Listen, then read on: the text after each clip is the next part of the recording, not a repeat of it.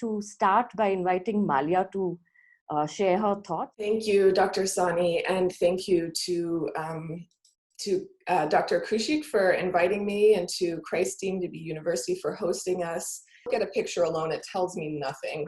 The picture itself is neither true nor false, it's just a picture. And I think that's an important kind of way I frame when we talk about documentary realism and media literacy. So as a society, we're becoming more and more media literate, but somehow, despite that, despite the fact that we have, deep fake technology that allows actor Jordan Peele to, impersonate President Barack Obama. I'm not sure if you all have seen this video, but this is deep fake video where we can, see a video of a famous person if they have enough video already recorded of them, and the technology is such that an actor can impersonate them to a pretty kind of scary degree here. So despite the deepfake technology, despite a general distrust of news media in the US and many places in the world, many people still hold on to the indexical nature of photographic images as a kind of bearer of truth. So I joined a number of protests this summer that were sparked by the killing of George Floyd by police officers, as well as protests that were sparked by local police killings of Tony McDade and Michael Johnson here in Tallahassee. So these men were shot by police officers who were presumably wearing body cameras, and cameras that are supposed to have no human editing, no control over what is captured. It's just footage that is on whenever it's supposed to be on, whenever a cop is interacting with civilians. In George Floyd's case, bystander footage sparked the rage that has fueled our nation these last few months. The footage is so upsetting and so deplorable that action has ensued. And so on the streets of Tallahassee this summer, the crowd of mostly young people, college students, screamed, "Release the tapes, release the tapes." Which is, the use of tapes instead of footage is a really interesting kind of anachronistic term when they mean footage, but that's okay. But then another chant is "Men lie, tapes don't." And that one was really hard for me. Indeed, as filmmaker and film scholar Broderick Fox asserts in the textbook for my documentary production class this summer, the idea of photographs, films, and video frames somehow possessing single absolute meanings has been starkly challenged by the brutal beating of Rodney King at the hands of LA police in 1991. So this was, one of the first examples of police brutality caught on tape in the US. And, as he's saying, the reality, if we think that video footage is true or real and contains reality, this footage and what happened, the acquittal of the cops who did this, shows us that the reality of the photographic image is rigged against the socially disenfranchised. Like videos of police violence, all moving images are embedded within systems that determine the greater truths and proofs possible in their interpretation. So, some students in my documentary class struggle with this deconstruction of the comfortable and reassuring ways that they've thought about their own documentary work. They want to speak truth. They want to show the truth. They want to inspire people through the truth and the reality that they see unfolding and they find important enough to, make films about. So I agree with them. I'm not saying that we should not pursue truth in our own filmmaking and that we should stop filming police violence or asking to see footage of it.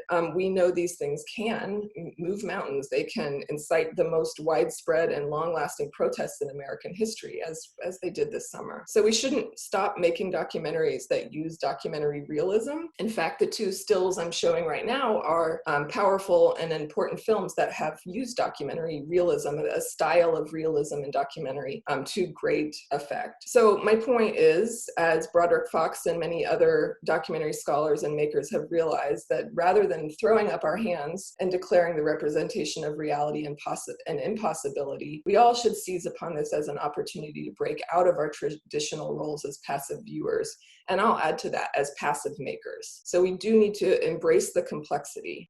We shouldn't be sitting back and expecting observational footage to capture truth. We shouldn't, claim to be neutral or objective, and we should be, wary of hiding the role of filmmakers in the work that we do, the means of production, when we use realist style. But that doesn't mean that we can't pursue truth in our hearts and in our intentions when we make documentaries, and I hope that my students do that, and I certainly do as well. One of the biggest problem for a filmmaker is its viewership itself.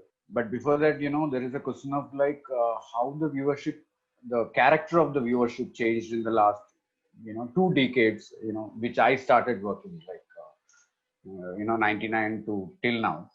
How this entire transformation which happened within my country, that's actually primarily, because it has a lot of relationship with media literacy, and actually how the viewership pattern, actually the acceptance of documentary films or any kind of films changed by the viewers, not like an elite urban middle class who's actually interested in art and cinema, but there are much more, in the rural areas to the entire different part of the country. There was, because I was screening from 98 onwards in the villages and other spaces also this kind of films.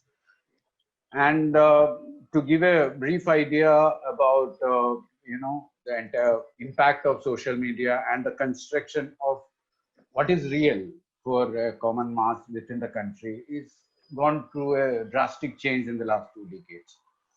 So, for example, I'll just quote an example about in the last election, we have seen the Indian right wing who's in power, had almost around, we have 9,25,000, this polling booths comes and vote, and every booth consists of around 1,000 people, roughly 1,000, 1,500, 900, in between. So what happened is that last time we saw somebody called a WhatsApp Pramukh, in Indian language, that's the chief of WhatsApp, in almost around 9,14,000 booths from the right wing.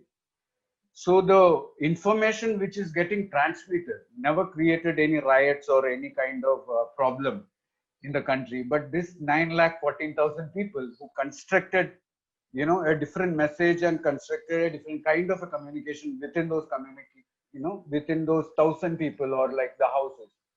Every, every 50 houses should at least have one smartphone is actually the slogan of the right wing in India. So that, the communication will actually transmit in that way. So that, and 42% of India, which actually understand, which doesn't get direct news sources, but they will be told by the other. Okay. And they construct their ideas within their mind. So this was actually been the strategy of the right wing for the last few years. And last 2 decades, I'll clearly say, because when I shot, with Rakesh, Final Solution, the first time, the communal riot which happened in communal riot, like a pogrom which happened, which made Modi the Modi. You could see that the documentary films we speak is about very polished, that's why I call it. No, I don't call it non-fiction. I don't call it documentary films. I call it non-fiction films, which is actually there is the first one which I encountered from the right wing was Khuni Panja. It's bloodied hands, and which was heavily circulated during the riot, which is a non-fiction production by the right wing. And let's not forget what during the productions during the time of Nazi regime. Which happened and which has been heavily circulated, where the political structure and the distribution structure of documentary films in India doesn't have such kind of a machinery to reach it to the masses. So there is a kind of a non-fiction which is actually getting circulated within the masses and which is getting very popular in that manner. And secondly, the social media's influence create a different kind of a reality for the people to watch the visuals which the filmmakers like us create. Yes, she told me that my last film was about Gauri, and it was a reaction. It was a friend's reaction to, you know, when my friend got killed, I had to actually react to that, and I want to tell her who she was. And so, you know, there is actually a construct of, the construction of what is real. You look at, if you criticize anything against Modi, or like, for example, anti-state criticism was several times inherent in several documentaries, not only activist films, but, you know, there is social criticism which existed in several good films also. I call that there are some films which is actually were actually existed in the realm of criticizing the state, taking your political ideology ahead. And I think that every single film is ideologically quite loaded, including Hollywood and Bollywood. So the question here is that, you know, who's a viewer now? A viewer is completely living in a different reality where you don't have any space to interact with, because it's already been constructed by different kind of social media products, to the mainstream propagandist media, I call, because Indian media is completely sold out to the right wing, the news media. So, you know, the entire community which is getting created, even the youngsters, is actually with a notion not to indulge with a different ideology also. So there's a complete rejection. So the viewer's character is completely changed. Documentary film that I worked on as a student was called Isidore Mizell Family Legacy. So some of the primary and secondary sources that I used in the film were news articles, images, government files, census or military records, court transcripts, receipts, diaries, school yearbooks, telegrams, and also the fact that it was local, and this was a story about local history, local Fort Lauderdale history, and the film festival was the Fort Lauderdale International Film Festival. So proximity, again, also lends to credibility to the film as well. So these are a couple of examples of clips that I used in the film. And I wanted to use it again as evidence to prove what the interviewers were, the interviewees were saying.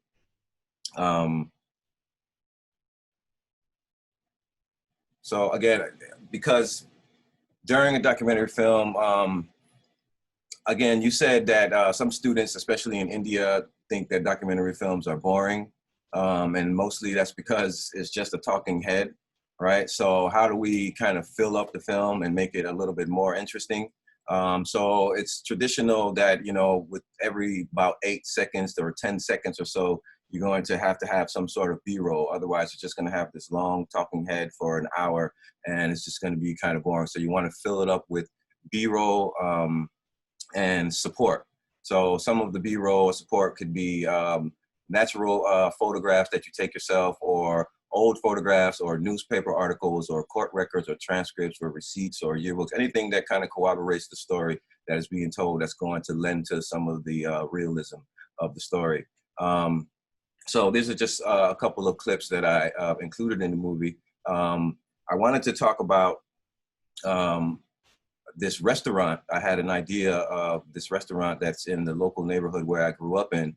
And my advisor told me, okay, well, you want to tell a story about a restaurant? Well, then that restaurant is presumably on a street, and that street is in a town, and that town is in a neighborhood, and that neighborhood, you know, is in a city. So it just started to snowball, right? I really just wanted to talk about this one place, but then he explained to me to go into the history and so I can really create a fuller story. And the story ended up being pretty much a story about the history of Black Fort Lauderdale. Again, we went through, after snowballing, we went through individual parts, like the first Black doctor who delivered the Black babies in the neighborhood when the town was segregated and Blacks were not allowed to go to white hospitals. The first Black physician, the first Black millionaire and businessman. We talked about the historic Black business district through segregation and all of the jazz musicians that played throughout there. So it kind of went through the 1930s, 40s, 50s, all the way until recent times. We even talked about a lynching that took place there, a very famous lynching photograph that is shown often in documentary films about lynchings. And I had no idea that that photograph was taken in this town in Fort Lauderdale, where I grew up. So we went through Martin Luther King protests and riots and people who actually witnessed these riots. We were able to use oral histories as well as primary sources in order to add credibility, right? In order to make this more realistic, right? So we would, I would interview one person, and if they said a story, then I would find others in oral histories that kind of corroborated their story. So I listened to over 50 oral histories from the town elders who all told stories about when they were growing up in this town. And then I started to pick stories that were similar and that also supported some of the other stories that were told by the people that I was interviewing. So, like I said, it ended up being a story about the historic Black business district in Fort Lauderdale. The first Black physicians over here and doctors who faced racism. Dr. Vondi Mizell, who was very instrumental. They talked a lot about the kids during school who were forced to go pick fruit inside of the fields. So I went and looked in the archives and got historical documents from the Florida Memory Project, which is a public archive, who had pictures of the locations during the times. So I used this as evidence, again, evidentiary editing, kind of superimposing on the screen what the person is talking about. So it's not just this talking head, it's actually showing proof of what they're saying. So I went and found newspapers. I looked through countless hours of microfilm, and this is not something that you're just gonna find, you know, on your first day, right? It might take hours or even days of just looking through newspapers and microfilm. So I would listen closely to the stories that they were saying, and then I would go actually find this event that took place 60 years ago. So these are newspapers from the 1940s. All these are pictures from the 1940s and 50s of the people. Dr. Mizell, Dr. Sistrunk. This is the doctor who, the restaurant that I wanted to talk about is on the street, and the street is called Sistrunk Boulevard. And this is actually Dr. Sistrunk, who the street was named after. So I went again back and got all of the primary source documents. This is George Burroughs, the first Black electrician who took Broward County basically out of the dark ages when Blacks were still living in wooden houses and with flambeaux and lanterns. He was the first Black electrician who put electricity in all of the houses for the Blacks. I went and got newspaper articles. Again, these are newspaper articles from the 1940s and 50s.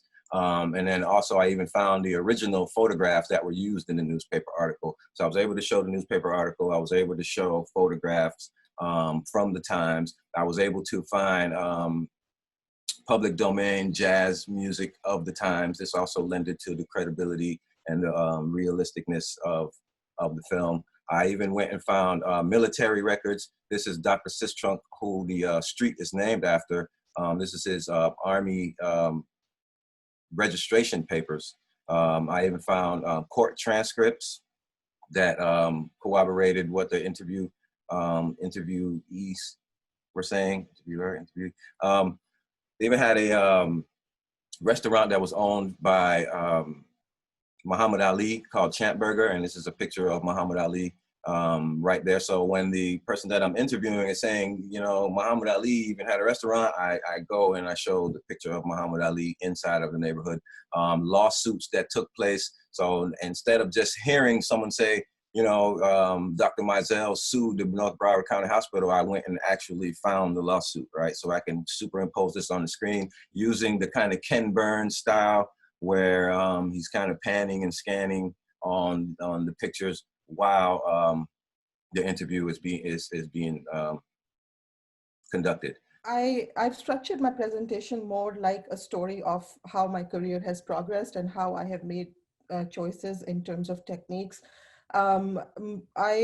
We were discussing a documentary, the appeal of documentary to students and to audiences earlier on with the panelists.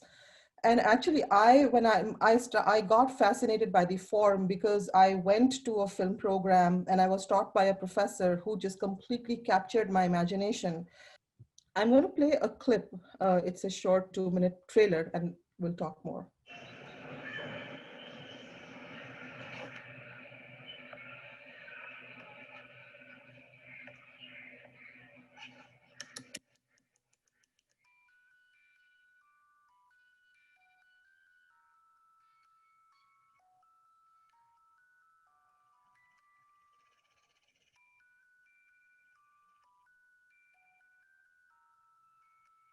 These are fragments of a lost memory. They come to her in the color and shape of bell bottoms, flared, glitter-like red bell bottoms of the 70s. Her mother in red bell bottoms and the girl making a home movie. She does not know where these memories come from and how they are a part of an erased history. America में हुए आतंकी हमले 9/11 के तर्ज पर एक और हमला होने वाला है और इस बार निशाने पर है Bharat. She emerges from her dream, overlooking a road that leads home. ये मुसलमान लोग ज्यादा है शुरू से A to Z तो इसकी लेकर के हमें लोग टेररिस्ट कहते हैं. हमारा घर तो ऐसे काफी दूर है मतलब. So there's one more chai wala over here, but again I can't come here. It's not that I haven't been in trouble because of these visits. यहाँ तक आपके तस्वीरों का ताल्लुक है तो ये भी आपका एक ज़रूरी काम है इसलिए हम इसमें खिंचवा तो सकते हैं लेकिन इन केस की जैसे कहीं मैं शादी में बैठी हूँ तो वहाँ पर मूवी बन रही है उसमें मैं अवॉइड करना ही ज़्यादा बेहतर समझती हूँ कि ठीक है अगर हम बच जाएं फोटोग्राफी से तो अच्छा है.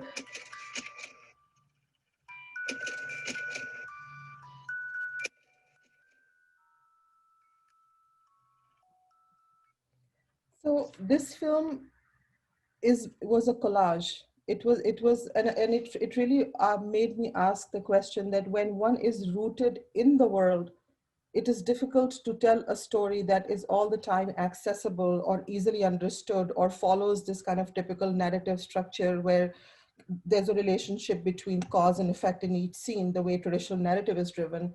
And at the same time, now when I look back at this film, I feel that I will not make a film like this again, where I would use this sort of this extremely, um, um, this voiceover, this use of the home movie. I made this film actually in a classroom with Malia.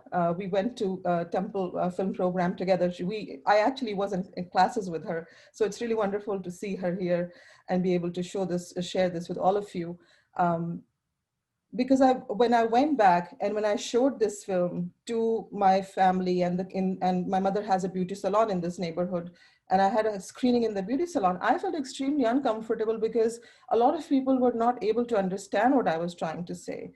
And I felt that if I'm going to make films for my community and I think I make films about myself or the way I look at the world, and always my hope and my objective is that I'm able to tell a bigger story through a personal lens, that my story is not just my story, but it is reflecting the concerns or the voice of probably some more people like me. I really felt that that's where I did a lot of hard thinking, because I felt that even though the content in the film is something that the way I wanted to shape is what I want to work with, but I really do not think that the form does justice to the people that it sort of engages and reflects with. So that actually marked a shift into a completely, I had never thought that I'll start working with narrative, and my narrative work tends to be more documentary-like, and my documentary work tends to be more narrative. I'm currently working on a film about Muslim families in upstate New York that have seen extreme law enforcement. It started off as a documentary project, and I've been shaping that project into a narrative film. I tend to work on several things at the same time. Again, this is partially because one is invested and lives these issues and these debates. They're not just issues or debates at one level for me. My family lives in Jamia Nagar still, so I have a connection with that place. So I've been working on a film about the CAA. Again, it is a film about the neighborhood and the women who live in the neighborhood. Because I asked myself, I read an article in the New York Times about these heroic women. And the article seemed that they became heroes in this one moment that this New York Times reporter went into the neighborhood and wrote this article. And I felt that there was a certain kind of an entitled approach to reporting these underprivileged people who live in that place is called a ghetto. That place is still segregated. Lynchings for Muslims has become the new everyday reality with what's going on in that country. So I felt that, I mean, how about reporting a broader spectrum of what this community deals with rather than just zooming in with this one report? And that's a separate issue. But these women did not become heroes just on that one night. These women became heroes because the neighborhood and the lives that they live in there are heroic lives in the everyday. So the importance of looking at the everyday life became another important part of my work. So, when I was looking at the panel, I was looking at it as a way, okay, this is about documentary realism and media literacy, and where do I fit in here? Because I teach documentary, and when I teach documentary, I talk about ethics, and I make them read essays, so on and so forth. But I thought of sort of structuring my presentation around the idea that there is a gap between reality and representation, and that gap has to be looked at and challenged. Um, uh, and it has to be challenged by practitioners who claim who claim and practice in terms of documentary being a form of truth. The relationship is not seamless. I mean, documentary has a very complicated relationship with truth. That truth shifts and that truth changes. We know about how the CAA has been reported. Also, sometimes in international media, I mean, it has been said that actually it is actually not a bad thing. It is actually not taking away people's rights away.